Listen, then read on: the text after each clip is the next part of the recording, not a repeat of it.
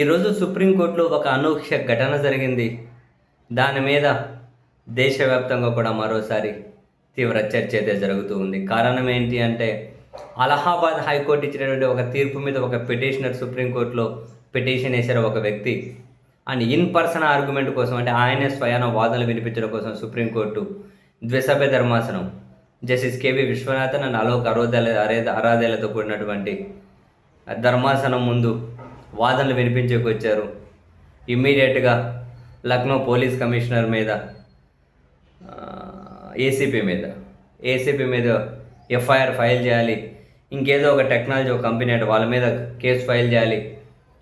వాళ్ళు తప్పు చేశారు, అలహాబాద్ హైకోర్టు కూడా అది గుర్తించడం లేదు, వాళ్ళ మీద ఇమ్మీడియట్గా ఎఫ్ఐఆర్ చేయండి, నేను మీకు ఆర్డర్ చేస్తున్నానని చెప్పి చాలా తీవ్రమైనటువంటి అసహనాన్ని సుప్రీంకోర్టు సభ్య ధర్మాసనం ముందు వ్యక్తం చేశారట. ఏంటి మీరు మమ్మల్ని ఆర్డర్ చేస్తూ ఉన్నారా ఏంటి అని జడ్జి గారు అన్నప్పుడు, ఇక ఆయన చేతిలో ఉన్న పేపర్లు హాల్లోనే ఇసిరేసి జడ్జిలను దారుణమైన పదాలతో తిడుతూ ఒక్కసారిగా అక్కడ ఉన్న వాళ్ళందరూ నిశ్చేష్టులు అయిపోయారట.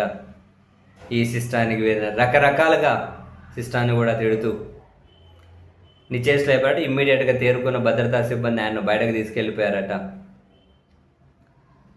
బట్ సుప్రీంకోర్టు మాత్రం ఆయన మీద ఏమి కోర్టు ధిక్కారణ చర్యలు కానీ లేదా మరి ఇతర చట్ట ప్రకారం చర్యలు కూడా తీసుకోవడానికి ఏమీ సిద్ధంగా లేదట.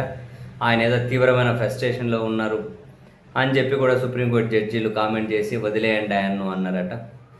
అండ్ ఆయన వేసిన పిటిషన్ని డిస్మిస్ చేశారు. అలహాబాద్ హైకోర్టు తీర్పులో మేము జోక్యం చేసుకోవడానికి ఏమీ లేదు అని.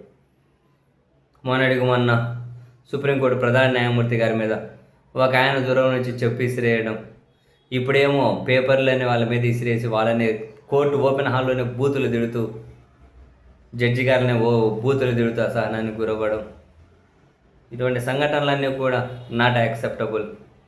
ఇటువంటివి ఏమాత్రమూ మంచిది కాదు, న్యాయ వ్యవస్థకే కాదు, రాష్ట్రాలకు, దేశాలకు, సమాజానికి మంచివి కానే కాదు.